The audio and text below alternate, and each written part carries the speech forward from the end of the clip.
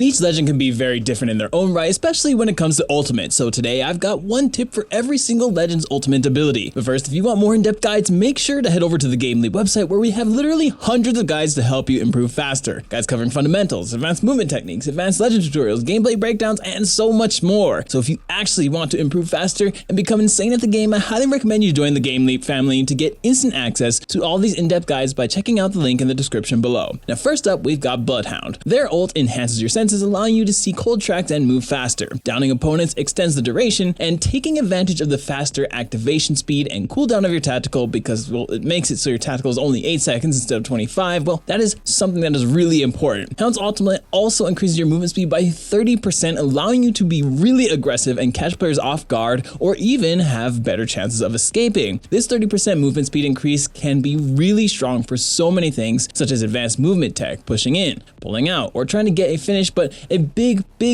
one is that it allows you to strafe extremely fast, making you really difficult to hit. So if you are using Hound and not strafing much while you're in your ult, try to remember that while you are in your ult, your strafing makes you insanely difficult to hit. Next up is Gibby's ultimate. His ultimate is defensive bombardment, and it drops a concentrated mortar strike on the marked position, and it is a particularly good tool because it covers a good amount of area but is concentrated enough to really punish players who get caught up in it. A well-placed Gibby ult can be hard to get away from, unlike something like Bangalore's ult, since it is really easy to avoid even if you are in the center of it. But something that can be really important to understand with Gibby's ult is that it is super effective for controlling space. If an enemy is on high ground, you can throw it on them to create space for you and your team to move through. Tactics like this are a big reason why Gibby is actually really strong, so don't only try to use his ult for damage, and try using it for controlling space as well. Next up, we have Lifeline. Lifeline ultimate can be, well, underwhelming to say in the least. However, something that is particularly convenient with it is that if you are in desperate need of heals, you can actually drop your weapons to get more shield batteries from the package, allowing you to have a bit more control over what you receive. Just keep in mind that if you don't have a purple backpack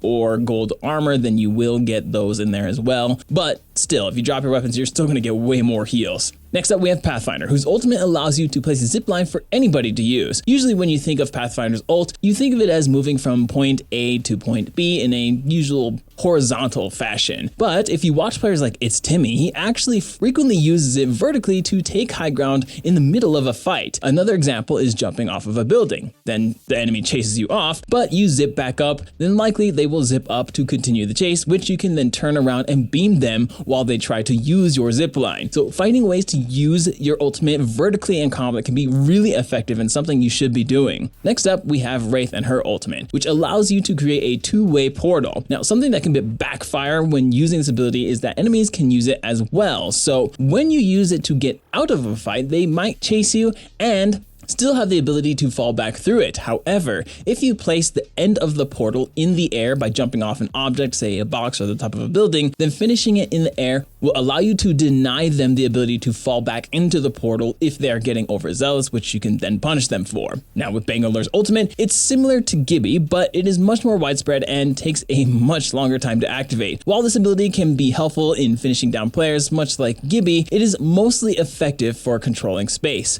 But something you have to be careful of is the direction you use it in. It forms a rectangle from the point of where it lands forward of that point. The initial flare you throw is not at the center where the explosives land, so make sure you're positioning it correctly when tossing it for the most effectiveness. If you toss it in front of you while you're running, you're going to have to run through it, and they will have to chase you through it, so that's more likely where they're going to actually hit. But if you turn around and throw it towards them, well, they'll probably already be through it by the time it actually starts hitting. So it's that kind of thing that you really need to be careful of. Next up, we have Caustic's ultimate, which allows you to place a blanket of Nox gas. And again, much like Bangalore and Gibby, most of the utility of this ability comes from the fact that it forces enemies to evacuate, allowing you better control over space. But something to keep in mind is that using this ability in really open areas in an attempt to do damage is usually a waste. Try to save it for when enemies are occupying a small area or hiding behind cover, or you can use it to block choke points or cover for your revive. Things like this will help you get a lot more versatile use out of it rather than just kind of throwing it out in the open where players will easily be able to just run away from it. And as a side note, you can also use it to punish a player for trying to revive. Say if they're around a corner, they're trying to go for the stick, well, you can throw your ultimate and they're just caught up in the gas. All right, next up we've got Mirage's ultimate, which allows you to create multiple clones of yourself and briefly turns you invisible. The problem with this ability is that sometimes it can be easy to spot the real Mirage since you initially start invisible but then flash when coming out of it. So something you can do to avoid that issue is running back through the point where you activated this ability, and that will cause you and the decoys to converge, making it difficult for enemies to identify the real you if they've already figured it out. Next up we have Octane, who throws a jump pad for him and his team to use for quickly traveling distances. Much like other legends, Octane's ult can be used by the enemy, so if you're trying to get away with the concern of the enemy players chasing you, or if you use it to get to high ground and don't want the enemies to really be able to reach you, you can easily shoot it while you are still in the air to destroy it, preventing enemy utilization.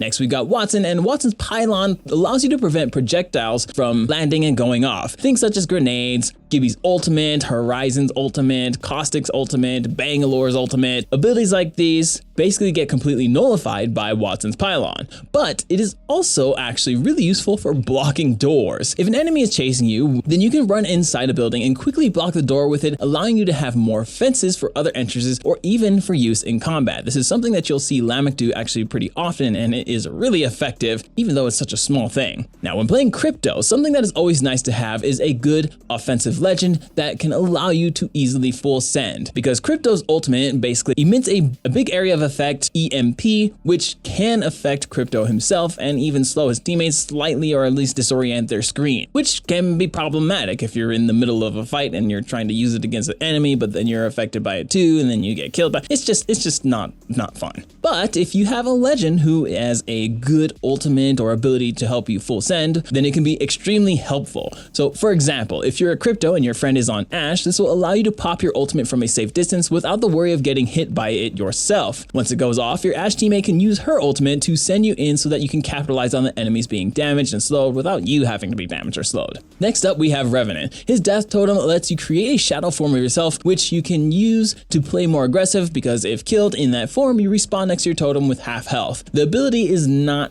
in the best state currently. However, something that is really important to be aware of is your time spent in the form. Towards the end, before it expires, if you take damage and don't die within the time frame of the actual shadow form, you won't spawn back at your totem, putting you at a severe health disadvantage if you aren't careful. So it might be a good idea to kind of just stand there if the time's about to run out and just let them kill you so you can get ported back, which allows you a chance to heal, so that way you're not at such a disadvantage just being kind of caught in the open with lower health than them. That's never fun. Next we've got Loba, and her ultimate allows you to place a black market, which you can use to loot any 2 items within its effective radius. Unfortunately, you can only loot 2 items per use of this ultimate. Now, if there's something else you want besides the 2 you've already taken, you can actually ping the item you want. Then after stepping back, you can see the icon kind of hovering in front of the black market itself, and if you ping and hold the ping button again over that icon, it will actually point to exactly where the item is. Next, we've got Rampart's ultimate, which allows you to pull out Sheila, a full auto turret, and the problem with Sheila is that you are very slow when using her. But you can easily avoid this, well, I don't know if easily is the right word, but you can avoid this by actually bunny hopping while shooting to maintain additional speed. This is a little bit more difficult, but it is actually pretty rewarding if you can manage to pull it off. Horizon's ultimate allows you to create a black hole, sucking players into the center and allowing you to see them through it briefly. Something you can do is use it on the outside of a wall where an enemy stands, and this allows you to actually suck them up against the wall while you're protecting your ultimate from getting destroyed too early, because they did nerf it recently and it can be a little bit problematic. This protects it from them, it actually protects it from your grenades as well, but you still get the effect of sucking all the enemies into a single place. Fuse's ultimate allows you to shoot a ring of fire, and enemies who stand within it are highlighted to the Fuse player. This ability can be rather difficult to get good use out of, however, it can also work wonders on players who are hiding behind cover like a rock in the open. If you down a player and their teammate goes to stick, surround and place the outer edge of the flame ring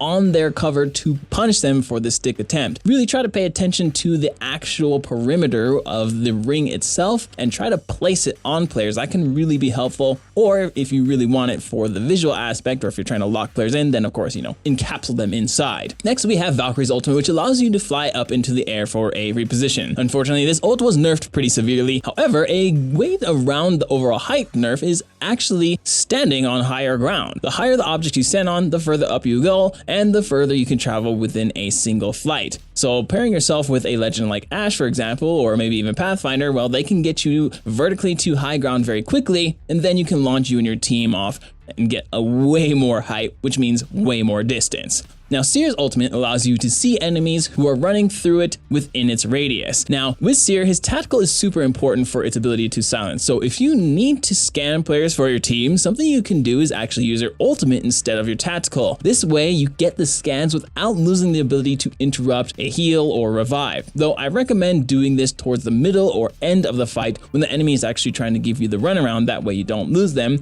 and it's less likely that they'll be able to actually find your ability because it'll be closer to you. They're trying to give you the runaround, so it's just not going to work out in their favor as much as they would like. Next, we have Ashe's ultimate, which allows you to create a one-way portal, and something with Ashe is that people are way more likely to chase you through the portal when using it, so something you can do to counter this is use the fact that when going through the portal, you come out facing a predetermined direction, meaning if you go through it, then take a few steps back, when they come through it, you can then shoot them in the back. Next, we got Maggie's ultimate, which allows you to throw a wrecking ball, which destroys certain objects and also leaves a speed boost path in its wake. Maggie is very much a strong legend for breaching and entering, and that applies to her wrecking ball as well. Something you can do is when an enemy is holding a door, you can simply throw your ultimate to destroy it and stun them in the process, creating an opening for you and your team to push. Newcastle's ultimate allows you to leap to an ally or target area and slam down, creating a fortified stronghold. The most amazing thing about this ability is that you can use it to really travel a lot of distance fast, and when doing so, in an attempt to fall back, something that is very helpful is the fact that no matter which direction you are flying through the air to, you can actually turn so that when you land, the wall will face any desired direction, making it perfect for quickly falling back to create space and help out a teammate. Next up, we got Vantage ultimate, which allows you to pull out a sniper, which marks enemies and applies damage bonus for you and your team on successful hit. Many players think that because Vantage is a sniper legend, then, well, you should use a sniper, but that really could not be further from the case. You still get the ADS passive benefits when using 3x scopes or higher, and you already have a sniper in the form of your ultimate, so it doesn't really make sense to carry two snipers in an AR or an SMG. That makes you effective in only two specific ranges instead of being much more versatile loadout and being really strong at all ranges. Something that would be more versatile would be an